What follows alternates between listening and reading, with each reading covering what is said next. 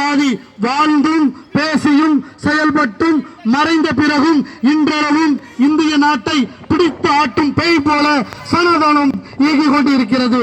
அப்படிப்பட்ட சனாதனத்தை இயக்குவது எது? கடவுள். கடவுள் எனும் கொள்கை. அப்படிப்பட்ட கடவுளையும் தூக்கி வீசுவோம். அந்த கடவுளை தாங்கி பிடிக்கும் பார்ப்பனியனுக்கு எது தேவை? சாதி தேவை.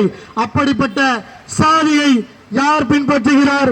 எல்லா மனிதருக்கு பின்னும் தெரிந்தோ தெரியாமலோ அவன் சாதியின் அடையாளத்தில் பிறக்கிறான்.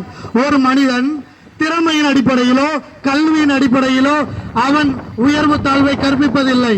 அவன் இன்ன சாதி என்று பிறக்கும் போதே அவன் இன்ன சாதி என்று தாழ்வும் உயர்வும் கற்பிக்கும் இந்த சிந்தனை எப்படிப்பட்ட முட்டாள்தனமான சிந்தனை என்பதை அனைத்து மக்களும் சிந்திக்க வேண்டும்.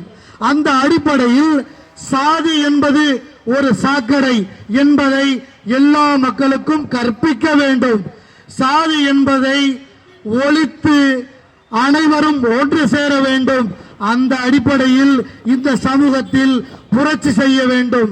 இதைத்தான் நாம் அனைவரும் புரிந்து கொண்டு சாதியை ஆண்ட பரம்பரை அந்த பரம்பரை என்று இன்றைக்கு நல்லாக யோசித்து பாருங்க.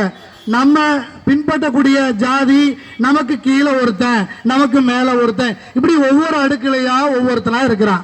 அப்போ நீ என்ன நினைக்கணும் அப்படின்னா, நான் உயர்ந்த சாதி இல்ல, நான் ஒரு சாதிக்கு கீழ் ஜாதி, அப்போ நீயும் ஒரு அடிமை அப்படிங்கிறத பெரியாரும் சொல்லியிருக்காரு, டாக்டர் அம்பேத்கரும் சொல்லியிருக்காரு. ரெண்டு பேரும் என்ன சொல்றாங்க அப்படின்னா, நீ யார் என்ன, நீ ஒரு அடிமை.